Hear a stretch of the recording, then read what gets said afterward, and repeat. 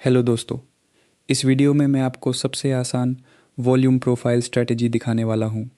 एक ऐसी स्ट्रैटेजी जो बिगिनर्स के लिए फ्रेंडली है, बिल्कुल स्ट्रेट फॉरवर्ड है और जिसे आप आज से ही यूज़ करना शुरू कर सकते हैं।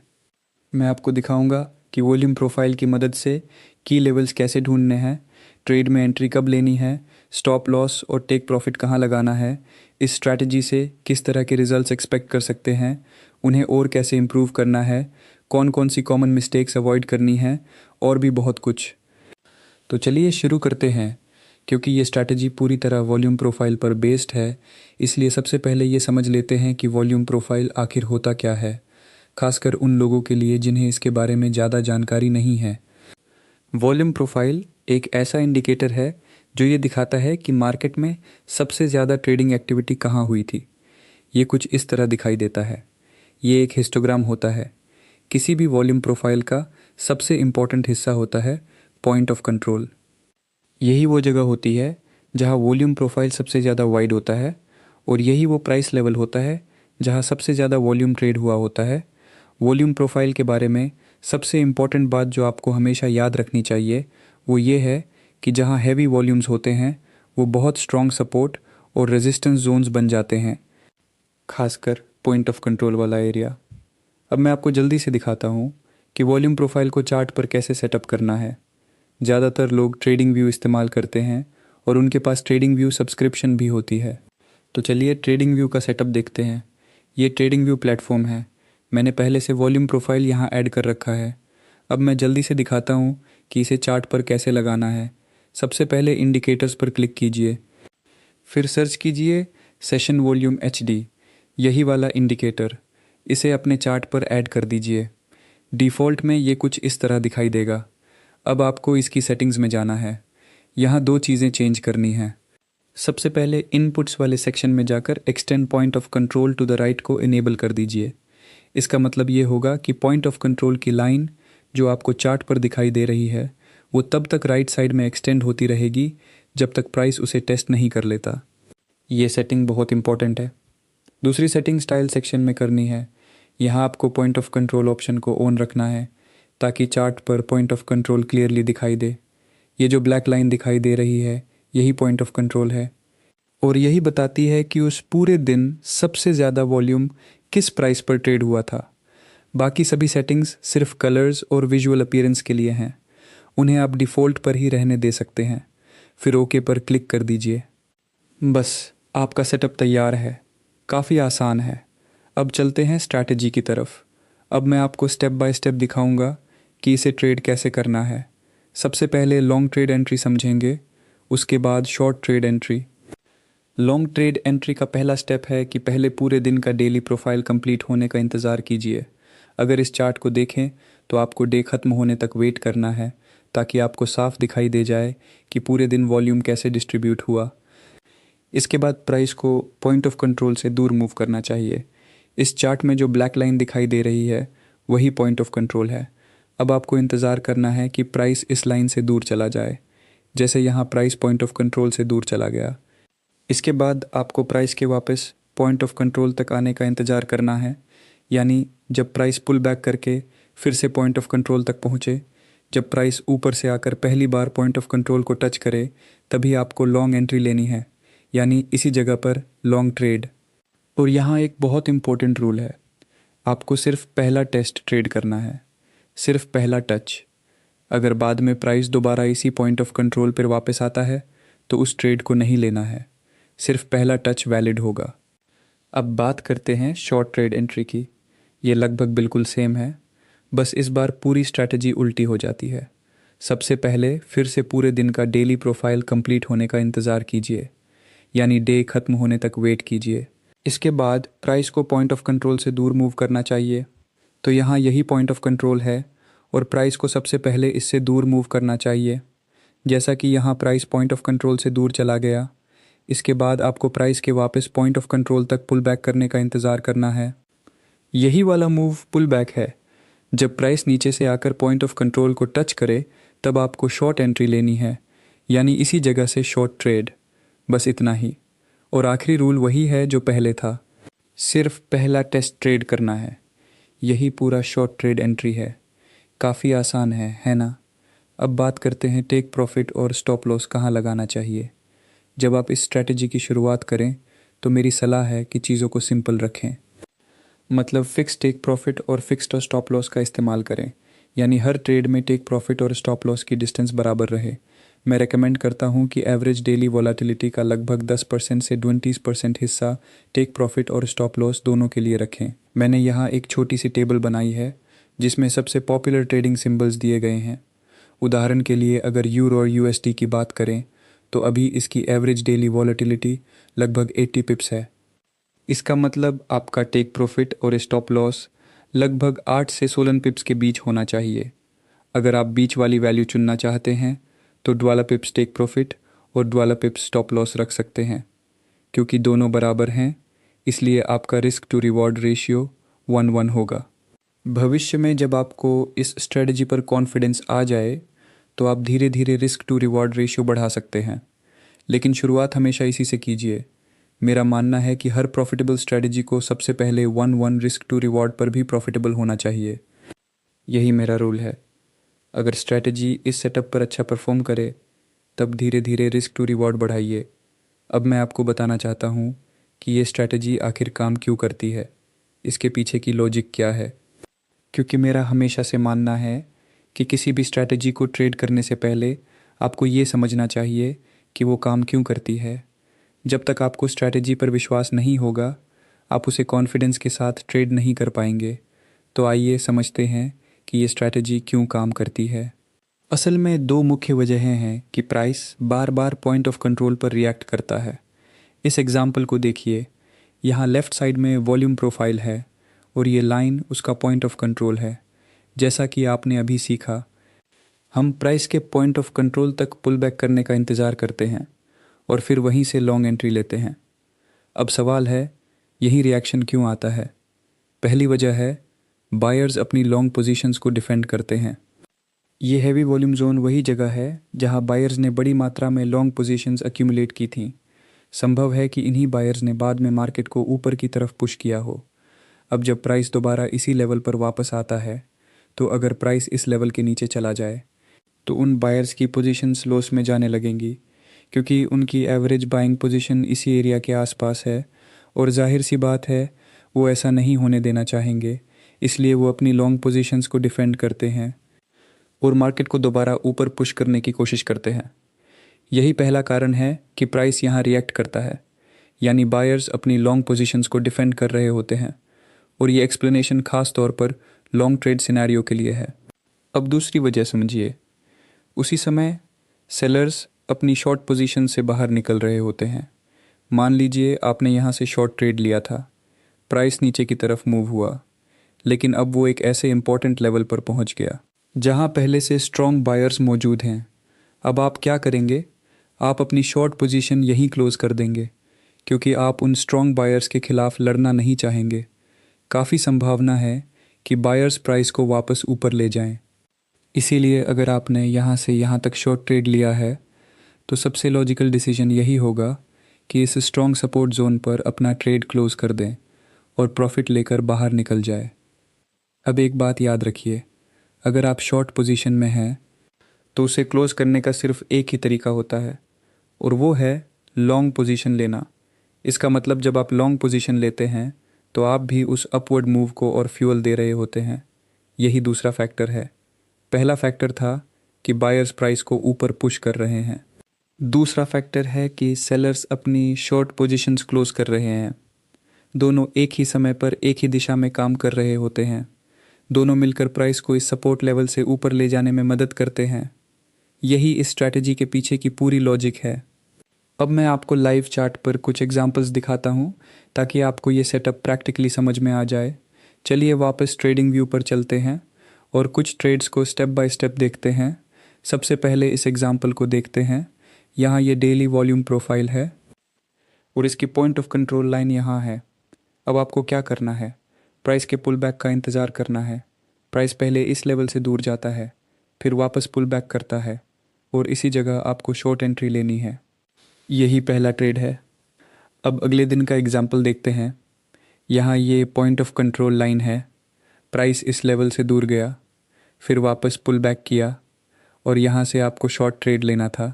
इस केस में रिएक्शन बहुत बड़ा नहीं था, लेकिन अगर आप 12 पिप्स टेक प्रॉफिट इस्तेमाल कर रहे होते तो टेक प्रॉफिट हिट हो जाता।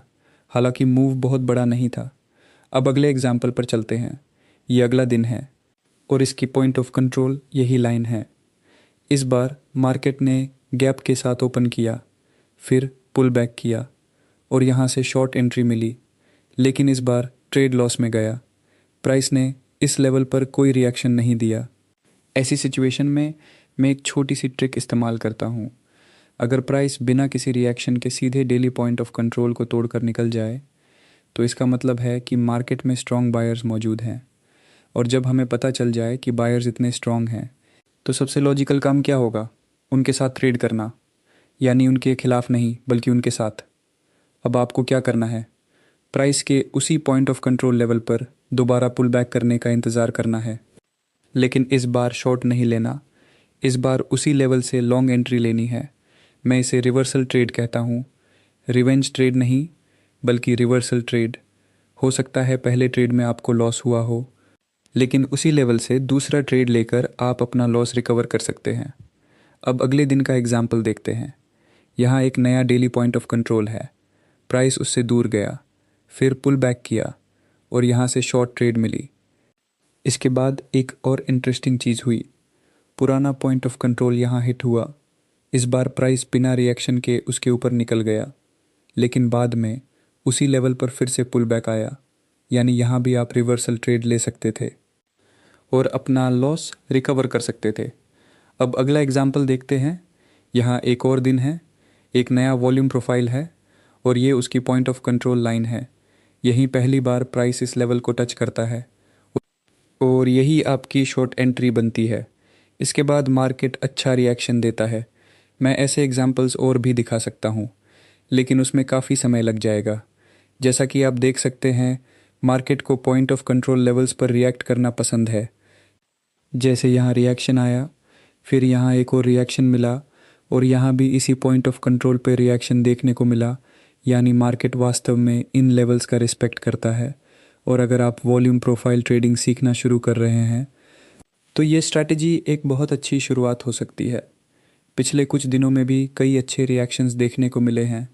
अगर इस पॉइंट ऑफ कंट्रोल को देखें तो कुछ समय पहले प्राइस ने यही रिएक्शन दिया था, फिर ये दूसरा डेली वॉल्यूम प्रोफाइल बना और कल प्राइस ने इसके पॉइंट ऑफ कंट्रोल पर भी रिएक्शन दिया। इसके अलावा यहाँ एक और पॉइंट ऑफ कंट्रोल मौजूद है जिसे अभी तक टेस्ट नहीं किया गया है।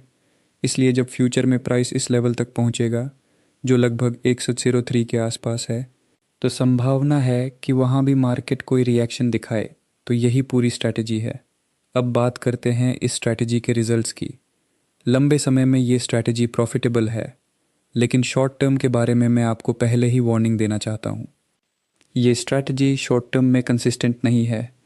इसकी वजह यह है कि ये एक बहुत सिंपल स्ट्रैटेजी है। इसमें आपको ज़्यादा सोचने की ज़रूरत नहीं पड़ती। बस हर पॉइंट ऑफ कंट्रोल पर आने वाले पुल बैक को ट्रेड करना है, यानी रूल्स बहुत सिंपल हैं। लेकिन ऐसी सिंपल स्ट्रैटेजीज़ के साथ आपको ये बात स्वीकार करनी होगी कि शॉर्ट टर्म में इनके रिजल्ट्स हमेशा कंसिस्टेंट नहीं होते। अगर आप इसकी इक्विटी कर्व देखें तो कई बार ऐसे पीरियड्स आएंगे जहां लगातार लॉसेस होंगे, जैसे यहाँ या फिर यहाँ, लेकिन लॉन्ग टर्म में ये स्ट्रैटेजी फिर भी प्रॉफिटेबल रहती है। बस आपको मेंटली तैयार रहना होगा कि बीच बीच में ऐसे लूजिंग पीरियड्स भी आएंगे।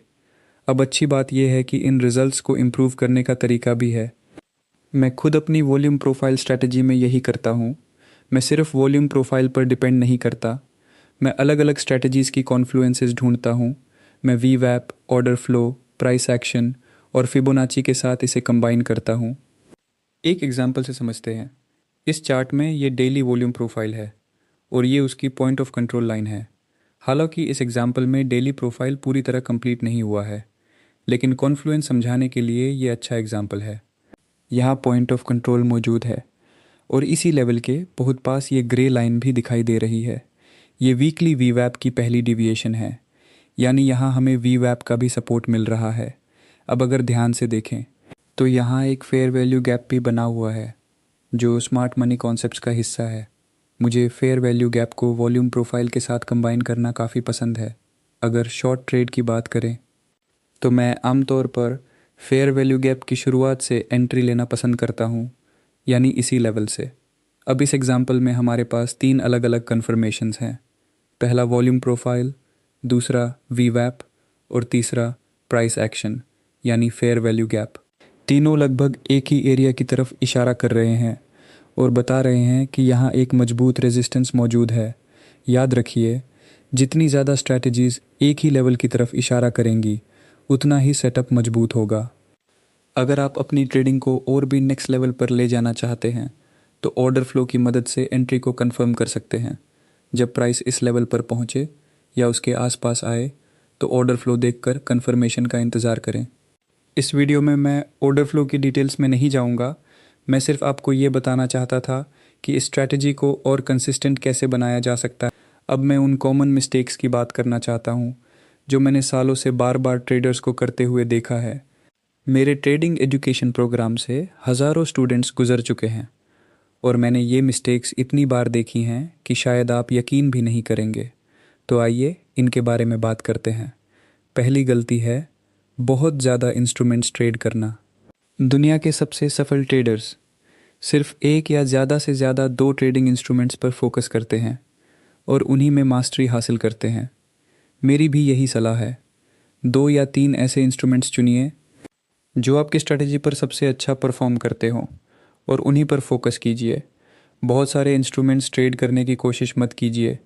कई लोगों को लगता है कि जितने ज़्यादा इंस्ट्रूमेंट्स ट्रेड करेंगे उतने ज़्यादा ट्रेड्स मिलेंगे और उतना ज़्यादा प्रॉफिट होगा, लेकिन रियलिटी में ऐसा नहीं होता। 2 या 3 अच्छे इंस्ट्रूमेंट्स ही काफ़ी हैं। दूसरी कॉमन मिस्टेक है हर ट्रेड में अलग अलग रिस्क लेना। आपको हर ट्रेड में एक जैसा रिस्क रखना चाहिए। उदाहरण के लिए, अगर आपने तय किया है कि हर ट्रेड में 2% रिस्क लेंगे तो हर ट्रेड में वही रिस्क रखिए। लेकिन अक्सर लोग क्या करते हैं, जिस ट्रेड पर उन्हें ज़्यादा कॉन्फिडेंस होता है उसमें ज़्यादा रिस्क ले लेते हैं और जिस ट्रेड पर कॉन्फिडेंस कम होता है उसमें बहुत कम रिस्क लेते हैं। ऐसा करके वो अपना पूरा रिस्क मैनेजमेंट ख़राब कर देते हैं और धीरे धीरे उनकी इक्विटी भी ख़राब होने लगती है। इसीलिए हर ट्रेड में हमेशा सेम रिस्क रखिए, क्योंकि कई बार जिस ट्रेड पर आपको सबसे ज़्यादा भरोसा होता है वही ट्रेड लॉस में चला जाता है और जिस ट्रेड पर आपने ज़्यादा भरोसा नहीं किया होता वही सबसे बड़ा विनर निकल आता है। इसलिए हमेशा कंसिस्टेंट रिस्क के साथ ट्रेड करें। अब आखिरी मिस्टेक की बात करते हैं और वो है मैक्रो न्यूज़ के दौरान ट्रेडिंग करना। मुझे समझ नहीं आता कि ट्रेडर्स इतना गैम्बल क्यों करते हैं, क्योंकि मैक्रो न्यूज़ के दौरान ट्रेड करना सिर्फ गैम्बलिंग है। सच्चाई ये है कि कोई भी ये प्रेडिक्ट नहीं कर सकता कि न्यूज़ आने के बाद मार्केट क्या करेगा। इसलिए मेरी सलाह है कि हमेशा हाई इम्पैक्ट न्यूज़ से दूर रहें। इसके लिए फॉरेक्स फैक्ट्री वेबसाइट का इस्तेमाल कर सकते हैं। वहाँ आपको हाई इम्पैक्ट न्यूज़ लाल रंग में दिखाई देती हैं। जब भी ऐसी कोई न्यूज़ आने वाली हो तो उस इंस्ट्रूमेंट में ट्रेडिंग करने से बचिए जिस पर उस न्यूज़ का असर पड़ने वाला है। अगर आपकी ट्रेड पहले से चल रही है तो न्यूज़ आने से लगभग 5 मिनट पहले उसे क्लोज कर सकते हैं और न्यूज़ आने के बाद जब मार्केट की वॉलेटिलिटी थोड़ी शांत हो जाए तब दोबारा ट्रेडिंग शुरू करें। अगर आपको एक फ़िक्स रूल चाहिए तो न्यूज़ आने के लगभग 10 मिनट बाद तक वेट कर सकते हैं, लेकिन न्यूज़ के दौरान ट्रेड बिल्कुल मत कीजिए, क्योंकि वो ट्रेडिंग नहीं बल्कि गैम्बलिंग है। अब वीडियो ख़त्म करने से पहले मैं एक छोटा सा समरी देना चाहता हूँ, क्योंकि हमने काफ़ी सारी बातें डिस्कस की हैं, इसलिए मैं सब कुछ एक जगह दोबारा बता देता हूँ। इस स्ट्रैटेजी के लिए आपको ट्रेडिंग व्यू का session volume profile HD indicator इस्तेमाल करना है। फिर डेली पॉइंट ऑफ कंट्रोल पर आने वाले पुलबैक्स को ट्रेड करना है। यही इस स्ट्रैटेजी का कोर आइडिया है। सिर्फ पहला टेस्ट ट्रेड करना है। स्टॉप लॉस और टेक प्रॉफिट दोनों एवरेज डेली वॉलेटिलिटी के लगभग 10% से 20% के बीच रखने हैं। अगर स्ट्रैटेजी को और इम्प्रूव करना है तो वीवैप, ऑर्डर फ्लो और प्राइस एक्शन जैसी कॉन्फ्लुएंसेस का इस्तेमाल करें। इसके बाद अपने ट्रेड्स का जर्नल बनाइए और डेटा की मदद से स्ट्रैटेजी को और फाइन ट्यून कीजिए। सिर्फ 2 या 3 मार्केट्स पर फोकस कीजिए। हर ट्रेड में सेम रिस्क रखिए और हाई इम्पैक्ट न्यूज़ के दौरान ट्रेडिंग करने से बचिए। बस यही पूरी स्ट्रैटेजी है। उम्मीद है आपको ये वीडियो यूज़फुल लगा होगा। मैं चाहता हूँ कि आप इस स्ट्रैटेजी को खुद टेस्ट करें और फिर मुझे बताइए कि आपके लिए इसके रिजल्ट्स कैसे रहे। वीडियो देखने के लिए आपका बहुत बहुत धन्यवाद। फिर मिलते हैं अगली वीडियो में।